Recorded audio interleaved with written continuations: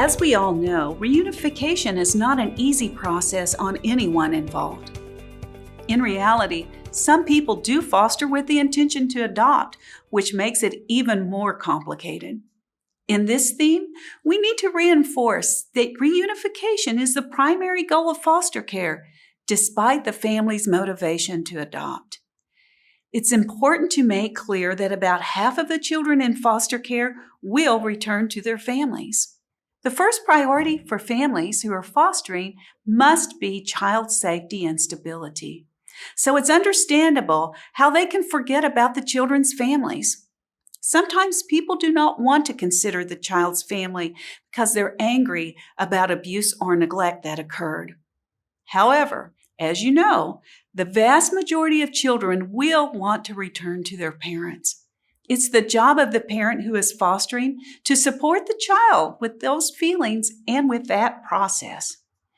NTDC believes that parents who foster children best support children when they partner with the child's parents. The goal of this theme is to help participants understand the process of reunifying. To assist with this, the online theme Overview of Indian Child Welfare covers in more depth how children come to the attention of the Indian child welfare system and the process they go through in leaving the system. It is recommended that participants do this theme prior to reunification, the primary permanency planning goal.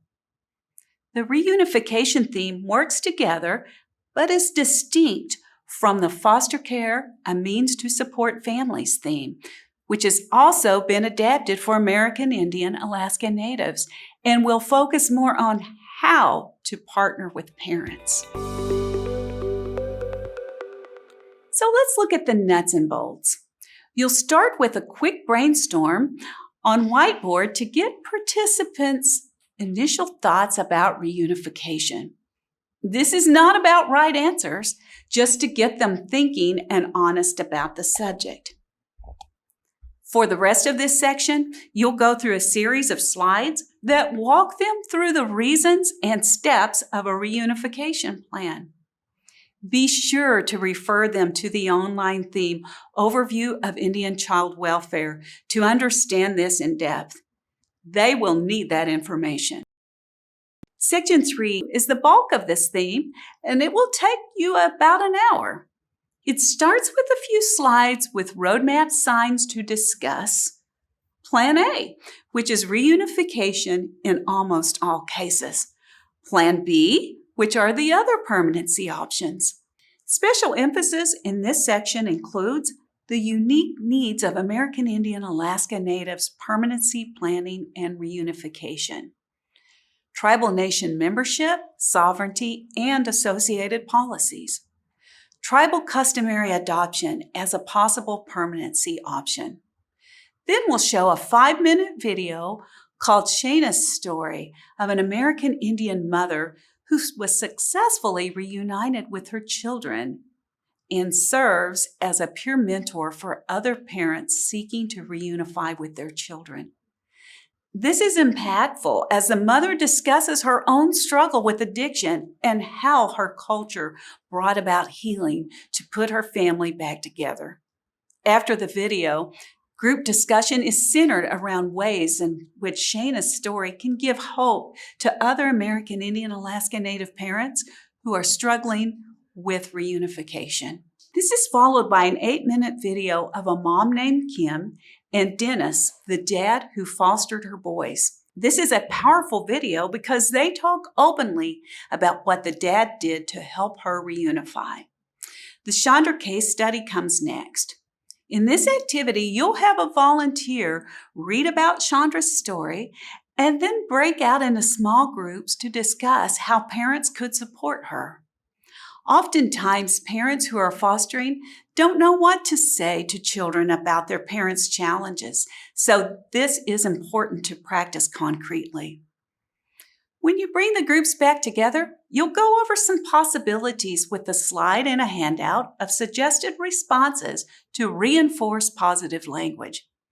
After the activity, you'll get into a little discussion about working with a team toward reunification. It will reinforce their role on the team and the importance of working together, especially when the child is struggling. You'll end this discussion with a simple but important slide about how important it is to support the child, including cases where they do not want to reunify. Here are the key takeaways. Parents who foster will be responsible to both protect a child physically and emotionally, and also to support children and their families through the reunification process. This support is an essential part of making reunification both possible and successful. It is not helpful when parents do anything against this plan because it's going to move forward either way, and this is simply not healthy for the child. Permanency is extraordinarily important for children.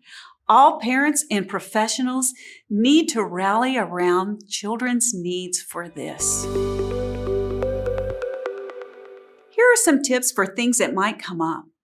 We've heard feedback about creating a successful reunion video. Some parents think the only reason the reunification went smoothly is because the mom and Dennis knew each other. In real life, they only had a very casual relationship. While this did help a bit, reunification was successful because they both worked hard at the relationship and respected each other's roles. You can comment in this discussion that later you'll work with a scenario where things did not go as smoothly, so they can see that viewpoint too. In closing, when done well, reunification is not only right, but very powerful and can even be beautiful. For those of us who've done reunification, we also know the experience can also be bittersweet.